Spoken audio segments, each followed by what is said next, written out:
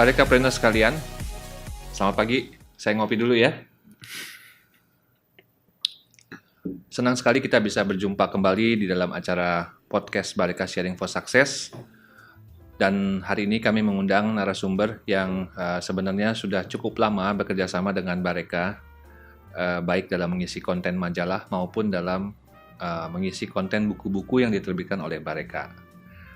Dia adalah seorang chef muda yang cukup bertalenta tinggi karena setelah kuliah di bidang pastry, dia juga mengikuti berbagai perlombaan dan menang di tahun 2015 pada perlombaan salon kuliner mendapatkan medali gold, dan di 2017 pada tahun yang sama mendapatkan 2 gelar juara, yang satu untuk gelato kompetisi dan satu lagi untuk kompetisi coklat berbasis coklat, yaitu Chocomaster 2017.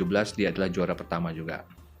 Dan chef muda ini aktif untuk mengajar juga di bidang pastry. Murid-muridnya cukup banyak. Namun selain itu dia memutuskan untuk merubah haluan dalam hidupnya, yaitu menjadi seorang petani. Petani apa? Kita akan gali lebih jauh pada saat nanti kita berbincang-bincang dengan chef tersebut. Saya perkenalkan Chef Riyadi Halim. Halo, selamat pagi Chef Riyadi. Terima kasih ya sudah datang ke kantor Bareka. Halo Pak, pagi Pak Petrus. Ya, Chef Riyadi, kita senang sekali Chef Riyadi bisa berbincang-bincang kembali dengan Bareka, walaupun sudah beberapa kali kita kerjasama di dalam pengisian majalah Bareka maupun pembuatan buku. Bahkan Chef Riyadi juga pernah mengajar juga ya di kelasnya Bareka Kitchen ya. Nah, Chef Riyadi bisa jelasin mungkin kepada pendengar podcast Bareka, Chef Riyadi dulu sekolah bagaimana belajarnya? Awal sekolah itu dari SMK. SMK. Jadi sekolah kuliner itu SMK Tata Boga di Santa Maria. Kemudian dari masa sekolah itu juga saya ada usaha kecil-kecilan jualan kue. Jadi dari 2011 itu udah coba cari-cari uang jajan lah. Iya. Nah, udah punya semangat entrepreneur ya dari masih sekolah ya. Dari jualan kuenya. Kemudian setelah lulus sekolah saya sempat kerja di hotel dulu. Kerja di hotel. Iya. Jadi karena dulu sekolah SMK itu Tata Boga, saya baru benar-benar belajar pastry itu di hotel. Itu 2012 di Ritz-Carlton Pacific Place. Kemudian 2015 itu pindah ke Hotel Indonesia Kempinski. Nah, di situ saya belajar banyak. Dari pastry sampai gelato. Jadi di situ saya dipercaya untuk bikin gelato section, setiap hari produksi gelato untuk wedding sama di restoran, dan kemudian pastry shopnya. Nah pada saat bekerja sebagai chef di hotel itu kebanyakan kerjanya nanganin pastry atau nanganin hot kitchen? Pastry ya? Semua. Itu udah langsung di set cuma produksi pastry, dan itu juga kan banyak dibagi section-sectionnya. Nah itu yang tadi yang saya pegang itu cuma gelato sama pastry shop. Oke. Nah, memang menyukai pastry ya ketimbang hot kitchen ya? Iya. Karena Kenapa? kalau pastry kan lebih adem. Suasana tempat kerjanya. Betul. Terus nggak ada yang rasa gerusu. Kalau di kitchen itu kan, waduh, marah sana marah sini, panas banget lagi. Sama yang paling penting itu saya nggak suka bawang. Nggak suka bawang lagi. Kalau di hot kitchen tuh tiap hari bersentuhan Itu dengan bawang. Bawang, bobo amis, aduh itu saya males banget lah. Dan kalau di pastry kan kerjanya semua pelan-pelan, sabar, butuh ketelitian. Jadi nggak akan diburu-buruin, tapi nggak akan sampai ada apalah gitu. Iya. Nah katanya pada saat kerja di hotel itu sempat juga ya mulai mencoba-coba memberanikan diri ikut perlombaan pastry ya? Iya, 2015 itu memang mulai perlombaan yang menurut saya besar. 2015. Tapi sebenarnya untuk kompetisi saya dari sekolah itu udah dari 2010 saya udah aktif ikut kompetisi. Dari kelas antar sekolah. Itu masih Tata Boga lah, belum pastry. Baru setelah itu sedikit-dikit berubah haluan ke pastry. Nah 2015 itu klimaksnya menurut saya. karena waktu itu saya dapat kesempatan untuk ikut salon kuliner Oh, dan itu saya dapat gold medalnya. gold medalnya ya. Jadi kisah di balik mendapatkan gold medal itu bagaimana? Apakah ada suatu perjuangan untuk mempersiapkan diri sehingga nggak ujuk-ujuk langsung dapat gold medal kan?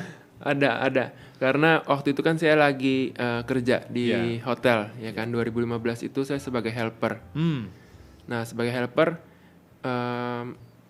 memang karena saya udah punya pengalaman kompetisi, jadi ini juga saya pikir saya nggak mau lewatin, saya pasti mau ikut. Tapi karena ada jadwal kerja yang agak-agak ketat, ya saya memberanikan diri izin dulu sama staff saya yang di section itu. Saya bilang saya mau ikut lomba, tapi mereka kayak bilang, aduh ngapain sih ya kan, buang-buang waktu gitu kan, kerjain yang di sini aja gitu. Karena mereka tahu kalau misalnya saya ikut itu, saya pasti teralihkan ya gitu kan. Perhatiannya, waktunya, ya. Jadi karena dari staff itu nggak dapet ACC, ya saya juga saya sih nggak mau peduli lah ya, saya tetap jalan sendiri. Cuma ya biarin aja kalau emang nggak disupport ya udah saya jalan sendiri lombanya. Jadi saya daftar atas nama pribadi. Saya udah daftar panjang, itu kan 2 bulan sebelumnya. Pas berjalan waktu, akhirnya saya harus izin off dong. Jadi di hari itu saya harus izin off yang agak panjang. Saya makan off yang untuk 2 minggu. Saya ambil dulu off-nya, baru nanti next-nya saya bayar kerjaan. Saya bayar untuk masuk kerja. Ya, kompensasi. Nah itu kan harus lewat ke staff yang lebih tinggi, harus ke PC chef yang bikin jadwal. Nah saya izin ke PC chefnya. Chef, ini nanti tanggal segini, bulan depan saya ada, saya ikut lomba salon kuliner. Saya minta izin off-nya 4 hari, saya bilang. Dia kaget. Dia sampai bingung-bingung, dia bilang, kamu mau ikut salon kuliner katanya, kamu ikut lombanya atau Nonton. kamu mau ikut nonton katanya. Dianggap belum layak nih. Iya, saya agak sebel juga sih, cuma ya mungkin wajar gitu kan. Ya. Enggak chef, saya ikut kompetisinya yang di kelas plated dessert, saya bilang. Saya udah daftar atas nama individual. Ya. Enggak dia bilang. Kamu nggak boleh ikut gitu-gituan katanya gitu. Sampai kamu kasih lihat saya dulu, kamu bikin apa di sana. Oh. Jadi awalnya saya sempat kesel kan, saya mikir, ini kenapa saya mau off, urusan saya diikut campurin gitu kan. Yeah. Tapi ternyata pas dia bilang gitu, wah saya bilang, kalau dia ngomong gitu kan pasti dia nanti kasih feedback. Ya. Oh saya malah saya senang, saya bilang, oh iya chef kapan gitu kan. Saya bilang, tapi saya kan banyak kerjaan di section itu kan, saya udah dilimpahin banyak kerjaan. Iya. Chefnya malah ngedukung, dia bilang nggak apa-apa, kamu nanti jam segini, padahal itu jam kerja saya, kamu bikinin menunya, bahan-bahannya ada nggak di, jadi saya ada untungnya banyak, saya latihannya nggak di rumah, nggak makan bahan sendiri, saya pakai bahan hotel. Oh Iya begitu. kan? Ya. Saya bikinin buat dia, jadi yang saya udah rencanain, saya ada beberapa kali latihan di rumah, tapi saya buatin ulang di sana. Saya buatin, ternyata benar, pas saya buatin itu dia kasih feedback banyak. Dan kebetulan kan dulu namanya juga dari anak sekolahan aja kan, ya bikinannya sebenarnya dari konsep resep dia udah bilang bagus, resepnya enak, tapi secara visual itu kurang banget. Dan dia bilang ini tuh kayak orang nggak punya seni lah katanya. Entah somehow gimana dia kasih saya pinjem cetakan. Jadi waktu itu saya nggak bisa pakai cetakan banyak ya, karena kan harga cetakan tuh mahal. Harga silikon itu mahal sekali lah waktu itu, buat saya itu mahal sekali. Dia pinjemin sama dia. Dia bilang sebenarnya untuk rasa saya nggak komen banyak, dia bilang. Tapi yang ini nggak perlu. Jadi waktu itu saya bikin campuran dari 6 rasa. Dia bilang dia ada kurangin 2 kalau nggak salah. Iya. Kata rasa jangan terlalu banyak, kalaupun mau juga nggak usah terlalu banyak porsinya. Oh iya. Dan dia bilang yang paling nyedak itu, ini presentasi kamu jelek banget katanya. Ini kamu pakai alatnya. Jadi dia ngomongnya jahat tapi Memberikan solusi. iya, tapi dia pinjemin, dia bilang, "Nih pakai cetakan yang ini." Dan itu yang saya kaget, itu cetakan baru, nggak pernah dipakai. Tapi dia kasih saya pinjem. Oke. Nah, singkat cerita, abis itu dia kasih saya feedback 2 kali. Pas setelah pakai cetakan dia udah puas lah. Dia bilang, ya udah saya kasih. tapi harus dapat silver katanya ya, minimal silver Minimal ya. silver. Kalau nggak jangan ngaku-ngaku loh, katanya gitu. Dengan bahasa Inggrisnya dia. Tapi puji Tuhan pas lomba akhirnya ternyata saya nembus dapat gold. Wah. Nah itu saya ya senang banget lah, itu kan lomba yang skalanya internasional, salon kuliner. Terus saya yang pertama kali, saya yang awalnya diremehin staff sampai banyak drama, dapat gold, ya itu saya senang banget. Luar biasa ya. Nah itu 2015, tapi habis itu berjalan saya ikut lomba lagi, ikut yang di Bali, itu dapat silver puji Tuhan. Kemudian yang terakhir yang paling update itu 2017 saya dapat 2 lomba ya. Juara. Pertama itu gelato competition runner up, dan yang paling kompleks tapi yang paling menggiurkan juga Choco Master 2017, puji Tuhan dapat yang pertama. Baik, luar biasa bagaimana seorang Chef Riyadi yang hanya berlatar belakang pendidikan SMK saja, namun dengan niat yang kuat untuk terus maju, bahkan akhirnya meraih juara di tingkat perlombaan pastry internasional. Kita akan lanjutkan perbincangan kita bersama Chef Riyadi di segmen yang berikutnya.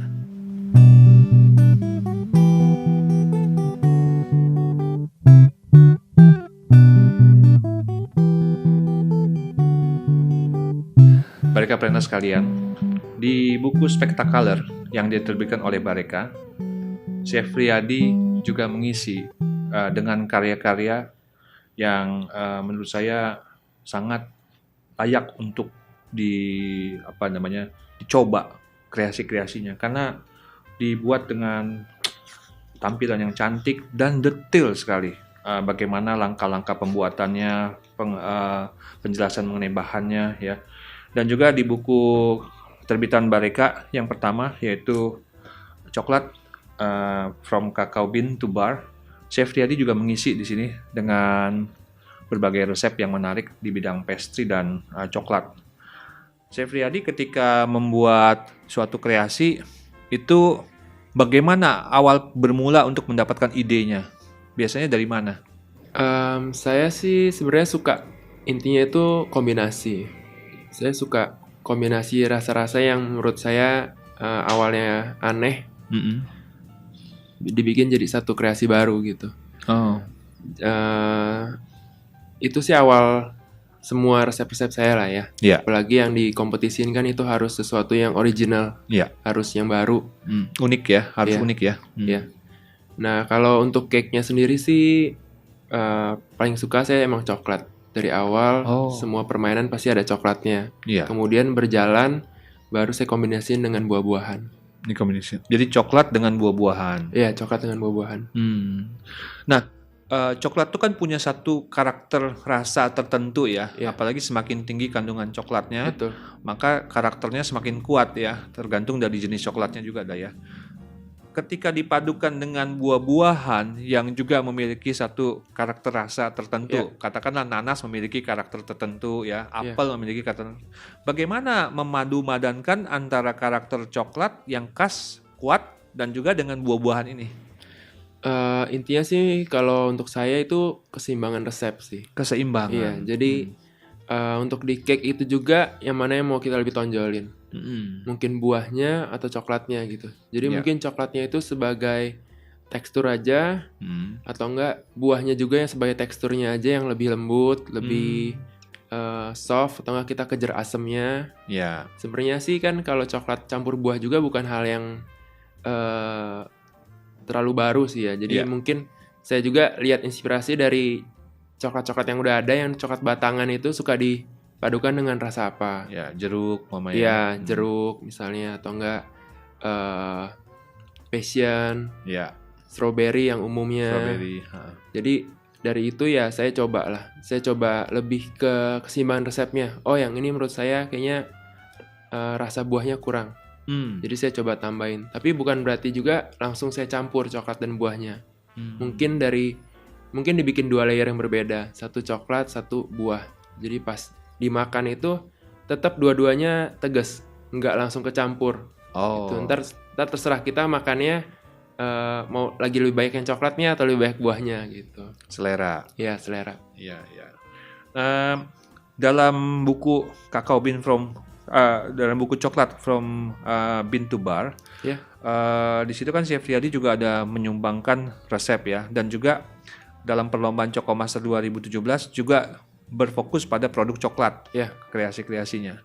Menurut Chef Riyadi, coklat dari Indonesia itu yang jenis couverture ya, bagaimana kualitasnya terhadap coklat dari luar negeri? Kalau kualitas sebenarnya saya yakin dari Indonesia nggak kalah ya.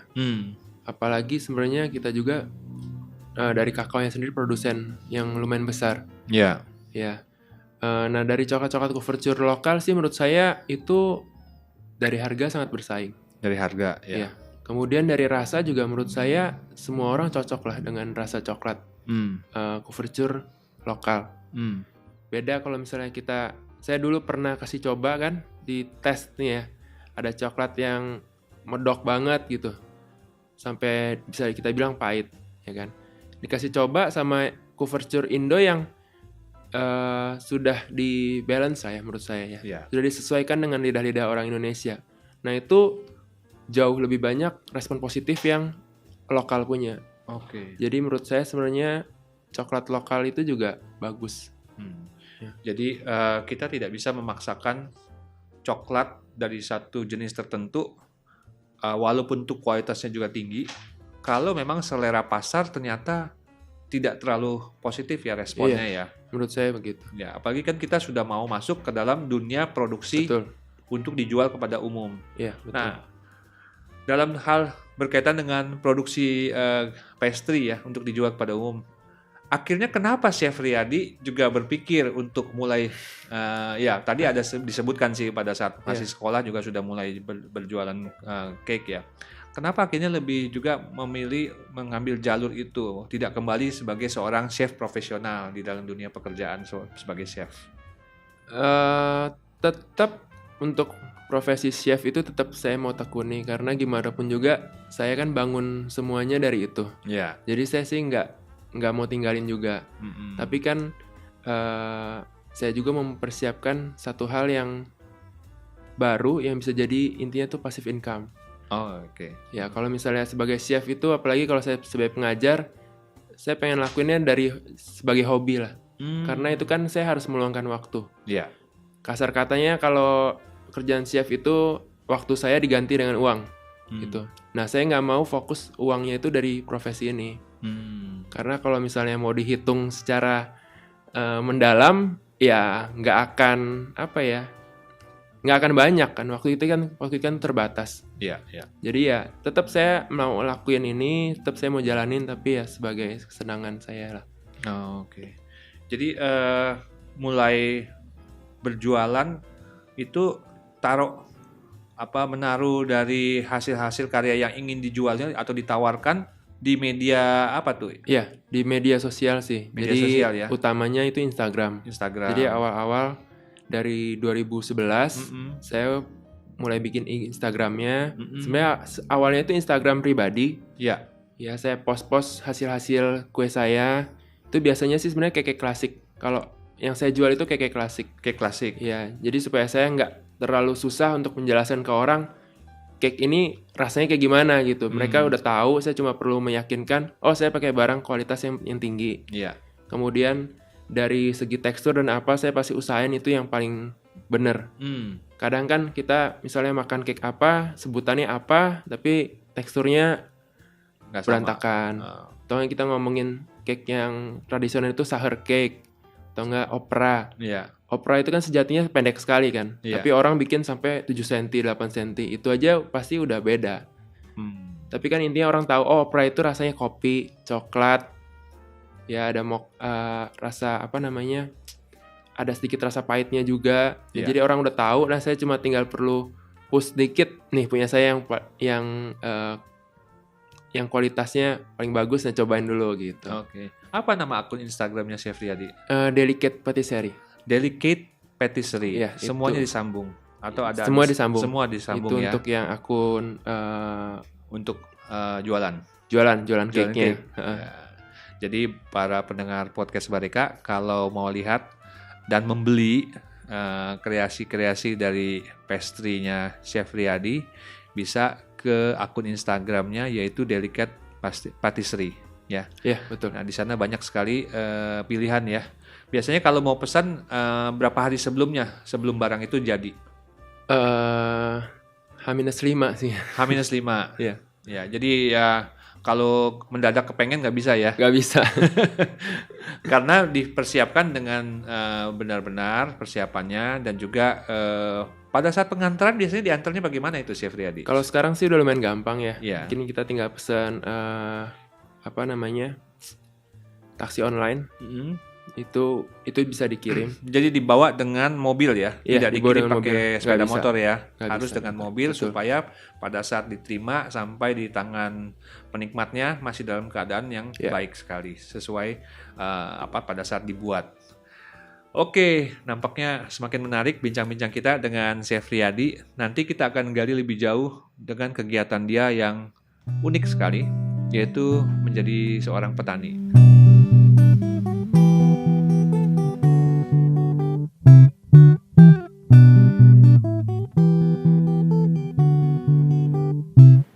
Chef Riyadi pada saat membuat produk-produk itu yang untuk dijual ya. Ya. Menurut Chef, apakah tanggapan atau respon dari para pembeli sesuai harapan Chef apa enggak? Terus terang sih kalau dari tingkat kepuasan lah ya. Iya. Saya sih kurang ya. Kurang. Jadi dari ekspektasi saya ya nggak begitu tercapai. Tapi setelah diusut-usut ya nggak bisa terlalu menyalahkan juga. Kenapa Chef? Karena ya tadi banyak faktor. Ya. Ya, pertama itu ternyata market saya tuh beda, nggak sesuai. Ya untuk cake modern itu kan kita pasti menujunya ke kalangan modern, bukan kalangan modern, maksudnya lebih ke generasi yang modern lah ya. Iya. Generasi sekarang. Sedangkan banyakan market saya itu ibu-ibu. Saya juga dari dulu sukanya mainnya sama orang tua, berarti kenalannya sama teman-teman orang tua semua. Iya. Mereka lebih suka pasti nanya, oh anaknya bikin kue ya, bikin lapis Surabaya nggak? Bisa segit nggak? Aduh enggak gitu. Kembali lagi ke kue-kue tradisional ya. Iya, terus Padahal mau bikin yang kue-kue modern. betul. Terus pas pengiriman juga sulit. Kalau dulu itu pas 2011 belum banyak yang online, taksi online gitu. Iya. Saya harus kirim sendiri. Satu-satu. Ya nggak sendiri sih, mungkin ada staff, tapi kan berarti banyak pengeluaran ekstra. Iya, iya. Terus sama tingginya kos sih. Tingginya Iya, kos ya. karena nggak bisa dibanding sama lapis Surabaya gitu. Iya. Lapis Surabaya mungkin untungnya bisa berkali-kali lipat. Kalau ini untuk dapetin 100% aja udah setengah mati lah kasar katanya. Jadi di segmen pasarnya yang sanggup membayar dengan harga cake-nya Chef Riyadi itu mereka belum bisa menerima style dari cake Betul. modern ya. Iya. Duitnya cukup. Duitnya sebenarnya ada. Mereka secara ekonomi mapan gitu Iya. ya. Tapi di kalangan yang sudah mulai menyukai cake modern, mungkin ekonominya belum siap Iya, mendengar betul. atau membayar dengan harga yang cukup tinggi karena Iya. memang cost dari bahan bakunya juga cukup mahal ya. Iya. Ya. Jadi ya saat ini mungkin waktunya masih menunggu sampai akhirnya waktunya tiba ya, timingnya masuk ke sana ya. Ya, saya harapkan nanti ke depan timing itu kalau tetap konsisten di jalur ini ya pasti Amin. akan tiba juga ya. Tapi sekarang juga kan saya emang kalau cake masih bikin by order, tapi Oh iya. tapi sekarang udah lebih mau jalanin ke arah gelato. Gelato. Iya, karena di situ kan lebih untuk semua kalangan. Kemudian pengiriman juga mudah. Oh, jadi Chef Riyadi sekarang sudah mulai mengerjakan pembuatan produksi gelato ya? Iya. Sebenarnya dari 2017 itu saya udah mulai produksi. Oh, oke. Bahkan akhir 2016 Ya. sebelum ikut kompetisi gelato itu juga sebenarnya saya udah produksi gelato karena dulu pas di hotel saya dipercaya pegang bagian gelato dan pastry shopnya. Jadi sebenarnya saya udah hafal lah untuk pembuatan gelato, detail-detailnya gimana. Tapi belum tersampaikan ya karena kan peralatan gelato itu jauh lebih mahal lagi. Jauh lebih mahal lagi peralatannya ya. Iya, Untuk investasinya peralatan, cukup besar betul, ya. investasinya besar, Mbak. Nah, baru sekarang ya setelah saya lebih banyak job lah ya kasar katanya ya. Saya ada tabungan, saya bisa invest ke alat-alat gelato. Gelato yang dibikin oleh Chef Riyadi, jenis gelato apa tuh? Sebenarnya kalau ngomongin gelato itu paling mungkin kita bandingin sama es krim ya. Iya. Gelato ice cream, soft ice cream. Ya. Untuk pengetahuan umum aja soft ice cream yang biasa kita makan di yang model drive thru ya kita tahu lah ya apa ya. Iya. Terus kalau misalnya ice cream itu ya yang biasanya kita beli di repack batch kecil. Iya. Tapi kenapa bedanya itu es krim kita sebutnya karena dari rasa aja, rasanya dia nggak rasa original. Mungkin dari pasta, kemudian penyimpanannya kan targetnya jangka panjang, bisa sampai 6 bulan 1 tahun. Nah kalau gelato itu bener-bener kita mainnya di quality. Jadi dari bahan, dari susu segarnya, dari flavoringnya coklat ya kita benar-benar harus murni pakai coklat, buah kita benar-benar harus murni pakai buah. Iya. Nah karena dari bahan-bahan itu gelato nggak disarankan untuk menyimpan waktu lama. Oh begitu. Karena pasti nanti ada perubahan rasa dan perubahan tekstur.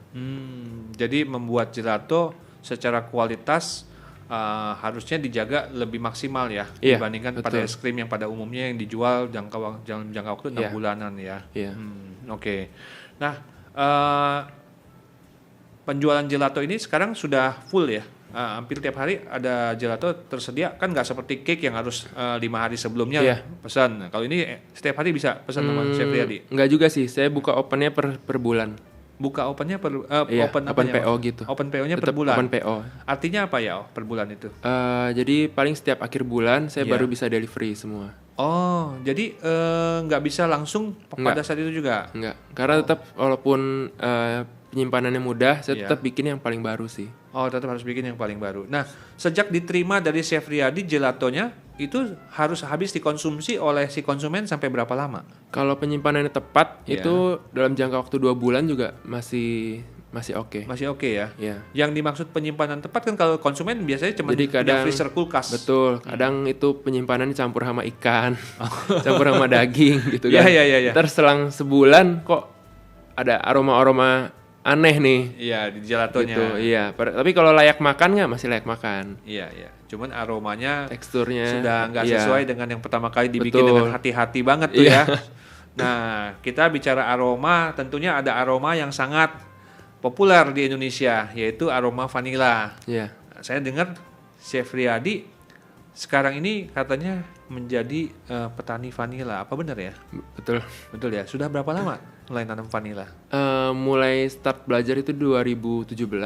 Belajar? Ya. Yang dimaksud belajar itu apa? Baca buku atau gimana? Riset. Terus perencanaan. Udah itu saya magang dulu sama petani lokal. Oh, sempat magang. Jadi sempat live in di daerah di kampung. Jadi karena lihat nggak ada yang gimana ya untuk vanila itu masih ini banget ya, masih terselubung banget gitu. Jadi belajarnya juga bener-bener harus sama orang yang masih ngumpet-ngumpet juga. Oh, jadi ilmu mengenai penanaman vanila itu bukan yang dibuka untuk umum ya? Iya. Sifatnya masih tertutup ya? Tertutup. Karena harga tanaman vanila yang mahal ini mungkin ya? Sebenarnya kalau menurut saya mungkin lebih ke arah nggak terlalu terkenal gitu ya. Maksudnya untuk pengetahuan kalau Indonesia itu produsen vanila itu belum banyak yang tahu. Oke. Jadi Madagaskar nggak ke-expose gitu. Iya, Madagaskar dikenal kuat gitu ya. Nggak ke-expose. Kalau misalnya kayak coklat kan banyak yang udah mulai bikin bukunya. Oh ya dari penanaman ini sampai akhir gimana. Walaupun cuma sebagian besar. Tapi kalau vanila lebih dalam lagi itu nggak banyak yang tahu. Bahkan banyak orang yang nggak tahu kalau Indonesia kan sebenarnya produsen terbesar. Oh, Indonesia ini produsen vanila terbesar di dunia ya. Tapi karena nggak terekspos, ilmunya banyak yang mandek di lingkungan tertentu, ya otomatis jadi membuat saya harus mau nggak mau terjun langsung. Kalau nggak yang saya dapat juga cuma permukaannya aja ilmunya. apakah pada saat belajar vanila di pertanian itu di lahan pertanian juga sempat bertemu dengan ahli-ahli pertanian yang memang dari suatu universitas atau apa yang melakukan penelitian mengenai vanila di sana? Enggak ya. Enggak. Berarti memang Semua otodidak. dunia pendidikan sendiri kurang memperhatikan mengenai penanaman Betul. vanila ini juga Iya. ya. Iya, ini sangat kita sayangkan ya. Iya. Nah, di mana lahan pertanian tempat Chef Riyadi menanam vanila saat ini? Kalau saya tanam di Jawa Barat, Di Jawa Barat, tepatnya di Sukabumi. daerah Sukabumi ya. Kebanyakan daerah penanaman vanila di Indonesia ada aja di mana? Banyaknya itu yang terkenal dari Sulawesi, Sulawesi ya, Flores, dan NTT, Flores, NTT. kemudian Jawa sih. Jawa juga banyak. Sebenarnya Jawa itu potensi vanilanya bagus, tanahnya bagus. Jadi bahkan ada istilah khusus sih untuk vanila yang ditanam di Jawa, Yaitu Java vanila. Java vanila. Ya. Nah, kita akan lebih menjauh lagi mengenai vanila dan Java vanila ini dengan berbincang-bincang lebih lanjut bersama Chef Riyadi di segmen berikutnya.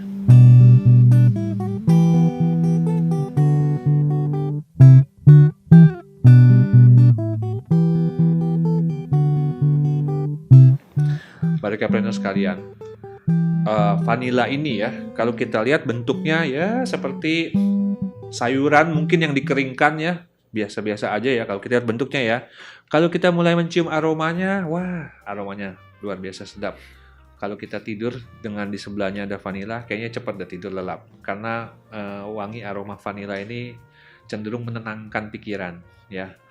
Namun demikian, cara menanamnya ini nggak bisa bikin pikiran jadi tenang. Karena menanam vanila ini ternyata tidak mudah dan juga banyak yang incer tanaman ini. Rawan terhadap pencurian hasil panennya. Nah, kita akan gali lebih jauh mengenai Chef Riyadi yang mau jadi seorang petani vanila. Bagaimana mengelola penanaman vanila ini di lahan pertanian. Nah, Chef Riyadi tadi sampaikan bahwa Chef Riyadi memiliki lahan pertanian di Sukabumi ya, untuk menanam vanila. Di lahan pertanian itu bagaimana cara menanam pohon vanila ini? Mulai menanam sampai akhirnya mulai ada hasil produksinya berapa lama itu? Untuk penanaman sih sebenarnya nggak begitu rumit. Iya. Jadi bibitnya itu tipenya stek. Ya, kita tinggal perlu tempel. Kalau istilahnya cuma tempel aja ke tanah. Gitu. Itu kayak jadi vanila itu pohon ya? Iya. Nantinya jadi pohon ya? Iya. Dari mulai tempel di tanah sampai dia mencapai tinggi yang maksimal tuh berapa tinggi dia? Kalau tinggi dia bisa menjalar. Menjalarnya ya sampai kalau kita nggak atur, ya dia bakal ikutin terus ke atas. Ikutin pohonnya. Ikutin Misalnya pohonnya. kita tanamnya jati, jadi dia itu tumpang sari. Oh, dia tumpang sari di satu tanaman ya? Iya. Oke. Ini jadi seperti tanaman menjalar, jadi harus ada tanaman yang ditumpangi sama dia ya? Iya, ini Chef pohonnya. Riyadi ya? Oke, seperti ini. Cuma untuk gambaran sekilas aja ini tanaman vanilanya. Ini tanaman Tapi vanilanya. nanti kita harus tumpang sari dengan pohon lain. Oh, pohonnya boleh apa saja? Boleh. Nah, pohon yang ditumpangin itu kalau berbeda jenis nanti akan mengeluarkan aroma yang berbeda atau tetap sama? Enggak. Tetap Tetap sama sama aja. Tapi varietas vanilanya lah yang akan menentukan dari Betul. itu ya. Betul. Oke. Jadi setelah dia ditempel di satu pohon, di stek ya. Berapa lama ini kalau vanila ini kita bilang apa? Bukan buah ini, tapi apa sih ini kita sebutnya ya? Itu buah. Buah Dari ya? buahnya. Oh, ini buah ya? Itu buahnya. Oh, oke. Buah vanila keluar itu setelah ditempel di pohon berapa lama? Target itu 3 tahun. Target 3 tahun. Target 3 tahun. 3 tahun menunggu terus. 2-3 tahun. 2-3 tahun ya. Karena dia butuh dewasa dulu kan. Iya. Tapi setelah itu nanti berlanjut terus. Dan dia nggak ada masa produksinya. Maksudnya nggak ada, kan ada beberapa pohon yang harus diganti setiap beberapa tahun. Kalau ini mah Enggak. Terus saja dia menghasilkan terus ya. Iya. Jadi kita harus sabar menunggu 2-3 tahun. Namun berikutnya seumur hidup dia nggak perlu lagi diganti-ganti. Iya. Sepanjang pohon yang ditumpanginya tidak mati ya. Iya, sepanjang pohon yang ditumpanginya mati dan dia tetap perlu perawatan sih. Perlu perawatan. Iya, jadi tetap harus rutin dirawat. Kalau misalnya nggak dirawat, pohonnya juga nggak akan mau berbuah. Ada treatment khusus yang harus dilakukan lah. Oh, yang dimaksud merawat pohon itu apa? Kan dia numpang di satu pohon. Iya. Nah, yang dimaksud dirawat tuh apanya? Nah, dirawat itu kurang lebih gambaran besarnya itu pertama karena dia panjang Iya. harus diturunin. Jadi Diturunin. misalnya udah tinggi 2 meter, Dia akan meninggi ya? iya, dia akan naik, kan dia menjalar, dia akan Menjalar. naik terus. Nah, itu harus kita atur untuk dia ke arah bawah lagi. Oh, harus kembali ke bawah Iya, lagi. nanti ke bawah lagi nanti dia ikutin tanah nih misalnya. Iya. Nah, dari yang ke tanah itu kita harus arahin ke atas lagi. Jadi nanti pohonnya makin besar. Iya, iya. Makanya kenapa butuh 3 tahun, karena supaya dia panjang dulu, pohonnya banyak dulu, Iya. nah baru dia bisa siap untuk berbuah. Ada perlu pemangkasan daun atau apa nggak ya? Kayak pruning itu perlu? Yang perlu dipangkas itu pohon induknya.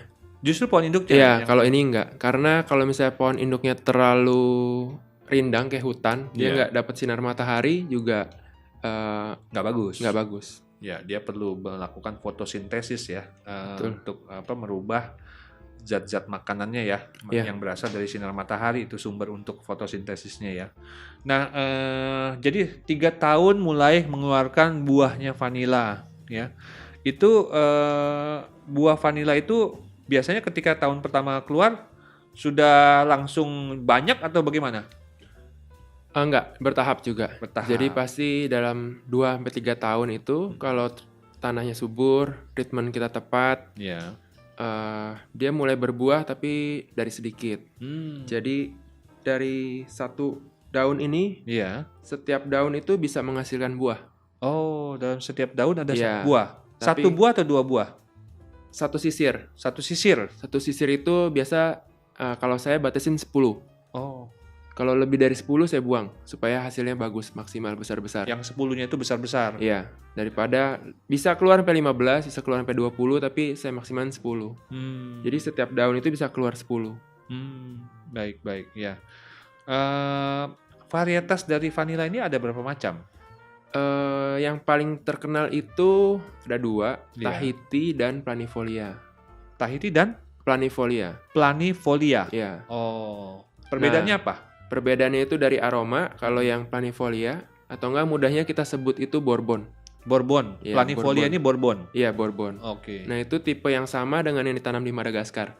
Oh. Yang harganya paling tinggi daripada yang lain. Hmm. Dibanding Tahiti, Bourbon itu paling tinggi harganya. Oh. Lebih tinggi. Iya. Nah, itu bedanya di aroma. Kalau yang Bourbon itu dia lebih strong aromanya. Dan aromanya agak ke spicy. Aromanya agak spicy. Lebih Yang pedes gitu. Bourbon. Iya. Yang Tapi Bourbon. kan karena kita hirup dari perbatangnya begini. Kalau udah dicampur makanan ya enggak. Sama kayak kita cium kayu manis kan, kalau kita hirup juga nggak kuat. Nah, sama ini Harus- juga aromanya lebih spicy. Kalau dibanding Tahiti itu dia lebih mild aromanya, Iya. dan aromanya tuh ke arah manis, ke buah-buahan. Ke arah manis fruity ya, yang Iya. Tahiti ya. Iya. Oh. Nah, yang disukai pasar saat ini yang mana? Berimbang atau ada yang lebih dominan? Saat ini sih pasar nggak begitu membedakan, nggak karena bisa membedakan ya. ya karena dari vanilla sendiri kan langka sekali. Iya. Jadi orang yang penting dapat vanilla, ya mau jenis apa ya oke lah, yang penting kualitas bagus, harga masuk akal. Iya. Berarti Chef Riyadi sendiri kepikir untuk menjadi petani vanila mungkin awalnya apakah karena mengalami kesulitan dalam memperoleh vanila pada saat membuat produk pastry? Itu salah satunya, Itu salah tapi satunya. bukan yang utama sih. Bukan utama Ya, kalau dari untuk mulai usaha, karena saya memang dari awal entah kenapa pengen punya kebun. Oh. Apapun kebun apa ya saya nggak apa-apa. Kebun apapun boleh. Betul, kebun Nah. apapun boleh. Setelah dihitung-hitung ternyata vanila yang paling banyak duitnya nih. Berarti Setelah berjalan, ya menurut saya emang jalannya gitu kan. Di hotel pertama kali saya lihat vanila, oh kok vanila begini ya kan. Ya semua orang pernah ngalamin titik itulah ya. Oh vanila ternyata bentuknya hitam panjang begini. Nah di situ emang mungkin saya orangnya suka cari tahu. Saya korek-korek sendiri. Ini vanila itu tanaman kayak gimana? Kok buahnya seperti ini? Ternyata saya tahu, wah ternyata tanaman di Indonesia. Tapi itu sebagai informasi aja. Baru setelah saya punya tabungan, saya wah kayaknya punya kebun seru nih sekarang nih. Entah kenapa ke flashback tuh, wah tanaman vanila kan ada di Indonesia juga. Harganya juga menggiurkan. Jadi dari segala aspek itu terpenuhi. Iya. Pengen punya kebun yang ada, vanila mahalnya iya, susah dicari iya. Saya lihat prospeknya yang tinggi. Jadi Tapi ya saya itu coba. hitung-hitungan di atas kertas ya. Iya. Pada kenyataannya ketika baru mulai sempat deg-degan nggak? Sempat. Sempat ya? Pasti, karena itu saya mempertaruhkan semua tabungan saya. Iya, iya. Apa yang bikin deg-degan? Pertama sih dari orangnya. Dari Saya orang. takut nanti orangnya aneh-aneh nih. Orang Nggak yang usah kerjasama iya, dalam nggak usah ngomongin sampai curang dulu lah. Iya, Tapi kalau saya udah taruh duit ternyata nggak dikerjain, nah maksudnya nggak dilaksanakan planningnya, tugasnya, ya kan rencananya, itu juga ya. sia-sia. Kedua juga yang tadi, aduh kalau udah dijalanin ternyata jalan, ntar dicurangin nggak? Nah gitu. Habis itu ketiga juga itu kan di daerah, bukan kawasan saya. Ya, cukup jauh lagi dari Jakarta Iya. ya. Ya banyak sih pertimbangannya, cuma ya emang dari dulu saya orangnya nekat sih ya. Iya. Jadi ya udah jalanin aja. Oke, prinsip menjalankan saja dulu dengan mengesampingkan berbagai kekhawatiran. Ternyata akhirnya hari ini kita melihat produk-produk vanila yang ada di meja perbincangan kita dalam kondisi yang sangat luar biasa hebat ya. Nanti kita juga akan lebih terkejut lagi ketika mengetahui berapa harga jual vanila ini. Kita lanjutkan perbincangan kita bersama Chef Riyadi Halim di segmen yang berikutnya.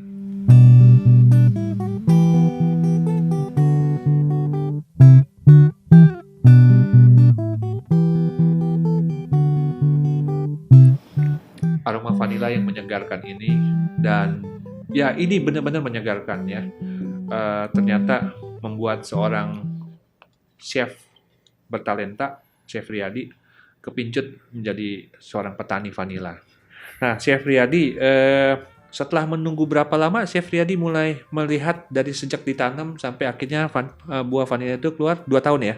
Sebenarnya saya sih cukup beruntung, jadi Iya. pas tahun pertama juga ada 5% sampai 10% dari yang ditanam itu udah keluar buah duluan. Sudah keluar buah.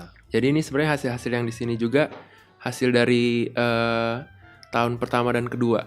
Tahun pertama dan kedua ya. Tapi kan saya masih trial karena pengeringannya itu lebih susah daripada penanamannya. Oke. Nah, berarti setelah buah itu keluar, berapa lama kita menunggu buah itu sudah layak untuk kita petik Panen. panen? Nah itu idealnya 9 bulan. 9 bulan sejak dia pertama kali keluar. Iya. Jadi pertama kali keluar mungkin segede cabai ya, cabai rawit atau apa? Dia kayak buncis. Kayak buncis. Kayak buncis. Nanti tambah lama tambah memanjang. Iya, dia itu membesar di 3 bulan pertama. 3 bulan. Jadi sebenarnya dari keluar bunganya itu kayak anggrek, bagus bunganya, cantik. Iya. Dari bunga itu kita harus kawinkan satu-satu. Hmm. Makanya kenapa harganya mahal, karena cukup memerlukan banyak Pekerjaan ya. pekerjaan. Yang telaten. Iya, satu polong itu harus dikawinkan satu-satu. Nah Luar itu biasa. dari keluar bunga dikawinkan sampai panen itu 9 bulan. Nah di bulan ketiga itu udah panjang. Jadi kalau pun sepanjang ini di bulan ketiga udah panjang tapi belum matang, Oh, oke. belum tua. Iya, belum tua. Nah, Aging ya. Iya. Harus tunggu sampai 9 bulan. Ntar warnanya ada perubahan warna Menjadi warnanya apa? dari yang hijau muda jadi agak kekuningan. Agak kekuningan. Iya. Itu baru layak panen. Oh, setelah warnanya berubah kekuningan baru kita panen. Betul. Panen itu artinya dipetik ya? Iya, dipetik. Dipetik ya. Oke. Nah, setelah dipanen selanjutnya diapain tuh vanila? Nah ini yang rumit. Jadi itu prosesnya panjang dari perebusan, Direbus dulu. direbus dulu. Sebelumnya dicuci dulu ya, Ya, karena dicuci kotor. bersih. Cuci bersih dulu. Kemudian kita harus sortir dari ukurannya. Iya. Yang kecil-kecil sampai yang paling besar juga digrupin. Kemudian perebusan, perebusan pemeraman. Diperam. Ya, diperam. Setelah diperam, Diperam dalam satu wadah apa? kayu. Kayu wadahnya Dalam ya. wadah kayu. Heeh. Kemudian Ditutup nggak sama ditutup. daun-daunan? ditutupnya dengan kain hitam. Oh, dengan kain. Ya, kalau nggak dengan kain, dengan karung tebal. Karung tebal. Tujuannya supaya nggak boleh kena sinar ya mungkin ya? Kenapa ditutup? Supaya ini isolasi suhu. Isolasi suhu. Jadi Jadi tetap pakai adem kayu terus kali ya? tebal supaya anget justru. Anget Karena malah. kan habis direbus, Iya, panas ya. panas banyak uapnya, Iya. itu langsung diperam. Cepat-cepat diperam. Diperam setelah beberapa hari kita jemur. Jemur itu sehari cuma boleh 2 jam. Dihampar. Dihampar 2 jam, setelah 2 jam masuk lagi. Waduh. 2 jam masuk. Jadi setiap hari kita ulang sampai 3 bulan. Ini seperti merawat anak bayi ya. Iya. Makanya ada yang bilang vanila itu seni. Seni. Ya, nggak sekedar produksi, nggak sekedar buah hasil jadi, tapi banyak proses yang harus dilewatin dan itu butuh butuh passion ya. Nggak bisa sembarangan asal bikin. Nah itu nanti hasilnya juga beda. Sama kan kayak kopi ya, kita bisa lihat sekarang kopi jadi hobi beberapa orang. Bahkan dari pemilihan biji aja khusus. Dia punya blending sendiri-sendiri, itu juga kan butuh seni. Mungkin sama kayak gitu. Jadi ini kalau petani atau kalau produsen ada yang mass production, ada yang artisan. Ini kelasnya artisan ya. Iya. Karena satu-satu tadi bunganya dikawinkan ya.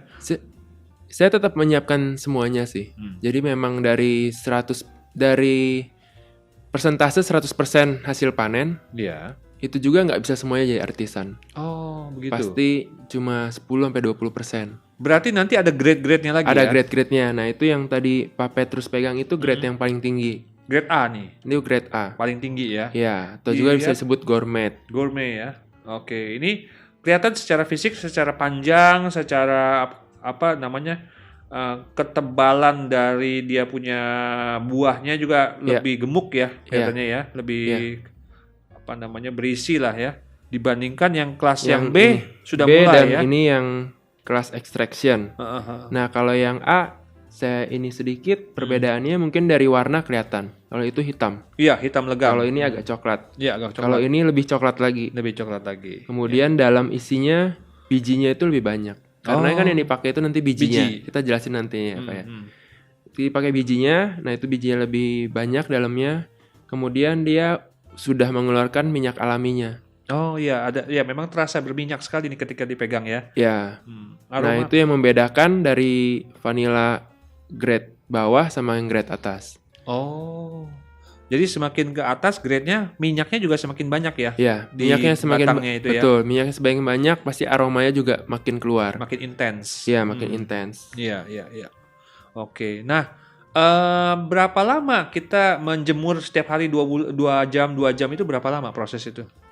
Sampai 3 bulan. Sampai 3 bulan? Iya, itu dari perbedaan ukuran ya. Jadi kalau yang kecil mungkin 2 bulan selesai, kalau yang besar-besar bisa sampai 3 bulan. Jadi kita sudah menyortir dulu ya sejak awal ya. Ini nanti akan masuk ke yang grade mana. Dan itu setiap hari kita kontrol. Ada beberapa yang sudah kering duluan harus cepet-cepet diambil. Oh, oke. Terus ada yang masih basah ya biarin dikeringin lagi. Tapi setelah 3 bulan itu masih ada proses lagi.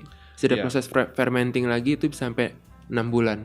Jadi setelah kita beres melakukan penjemuran setiap hari 2 jam, selanjutnya ada proses fermentasi. Iya. Oke, sebelum fermentasi saya mau tanya, kan tidak setiap hari matahari keluar. Kadang-kadang pada satu hari hujan turun seharian atau mendung seharian.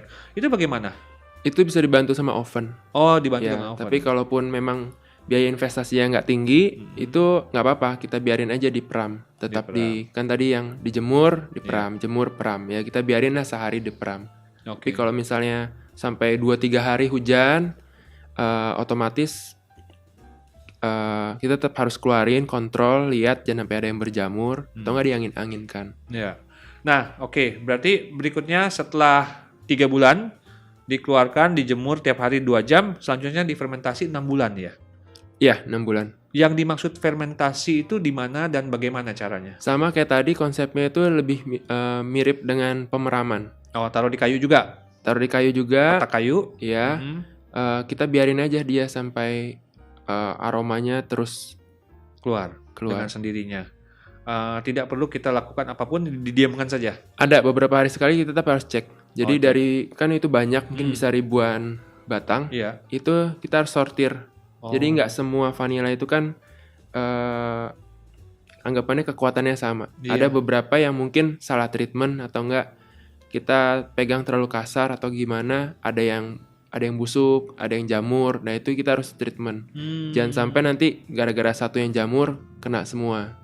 Itu harus dicek setiap beberapa periode tertentu lah. Perlu nggak, kan ada yang ketumpuk di bawah, ada yang ada di atas posisinya pada saat ditaruh. Perlu nggak dilakukan pembalikan? Jadi ada yang di bawah dinaikin ke atas, yang di atas dipindahin ke bawah? Perlu sih. Perlu juga. Tapi ya? Otomatis. Itu setelah kita sortir, otomatis kan dikeluarin semua, diangin-anginin. pas kita masukin lagi kan mungkin nggak berurut. Jadi ya sebenarnya itu sudah melakukan Iya. ini juga ya, perubahan posisinya dia Iya. ya.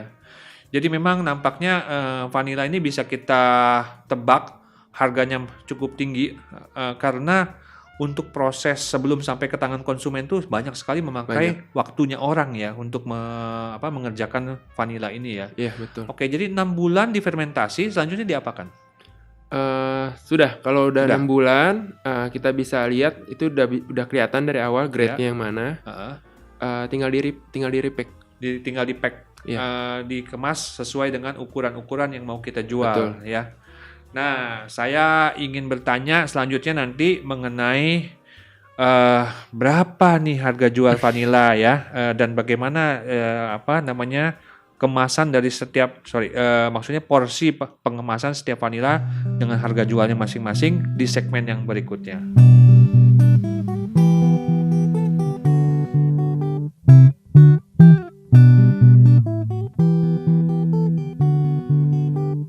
Baik, kita lanjutkan perbincangan kita yang semakin menarik karena kali ini kita bicara mengenai uang. Nah, setelah sekian lama menanam, kemudian dirawat dengan penuh kehati-hatian ya, kemudian dijemur tiap hari 2 jam selama 3 bulan dan akhirnya difermentasi selama 6 bulan. Akhirnya tibalah saatnya ini dijual kepada orang lain. Bagaimana cara Chef Riyadi mengemas setiap vanila ini sehingga nanti bisa ditawarkan kepada konsumen menurut kondisi di pasar? Kondisinya kan kalau sekarang itu buah-buahan yang ready, vanila yang ready itu masih di dalam kotak. Jadi pas ada permintaan saya tinggal packing aja. Maunya sekilo, maunya setengah kilo atau lebih. Tapi minimal di saya itu saya jual paling kecil 100 gram. Per 100 gram? Per 100 gram. Nah, tunggu, paling kecilnya per 100 gram aja dilayanin. Memangnya harganya berapa sih sekilonya? Harga per kilo itu ini lumayan lagi murah nih ya. Lagi murah. Itu 7,5 juta. Lagi murahnya 7,5 juta. Jadi saya kayaknya mulai sekarang daripada sibuk-sibuk bikin majalah, kayaknya mulai nanam vanila deh. Ya, jadi per kilonya 7,5 juta ya. Iya. Ini lagi murah nih. Lagi murah. Pada saat harga tertinggi berapa? Bisa mencapai pas berapa? Saya jual ya. Iya. Kalau sebelumnya saya nggak begitu ingat, tapi pas kemarin saya jual sempat 9,4. 9,4 juta untuk varian Tahiti? Planifolia.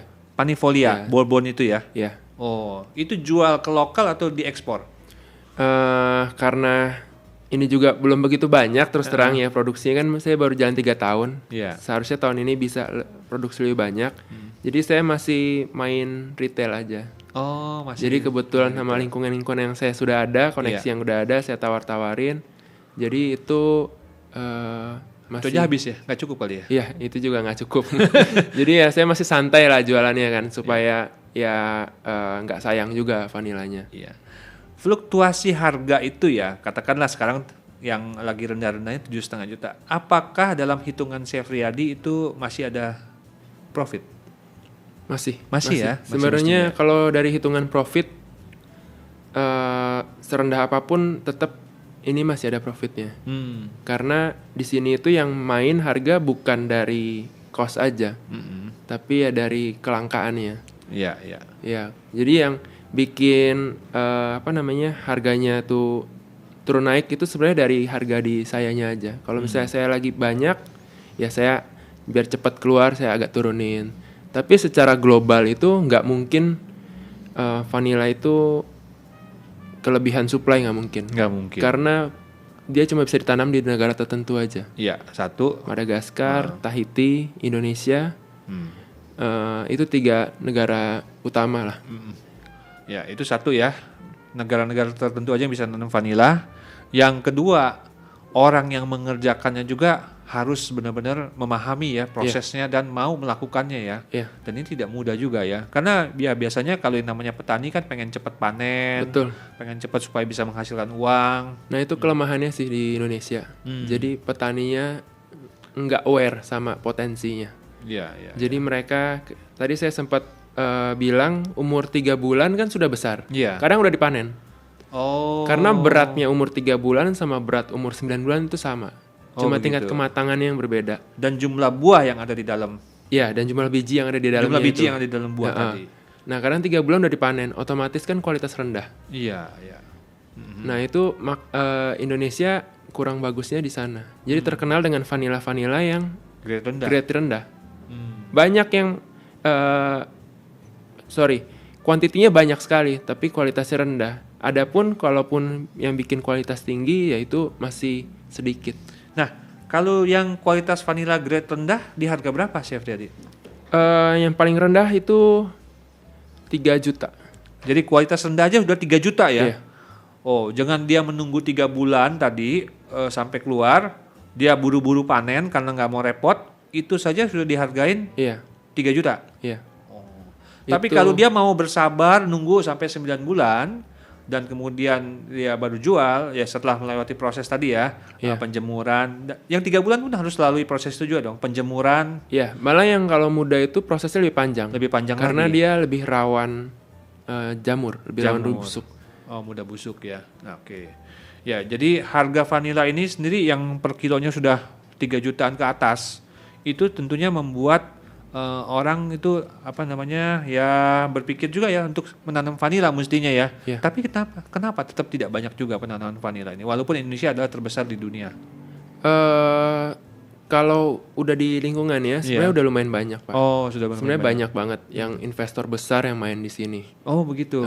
Tapi memang puji Tuhan saya dapat start duluan kemarin. Iya. Jadi sebelum booming, ini lagi boomingnya. Sekarang lagi booming nih. Iya, Mulai lagi banyak booming. orang yang nanam vanila nih. Iya. Oh, oke. Jadi diperkirakan bisa 4-5 tahun lagi vanila semakin turun harganya.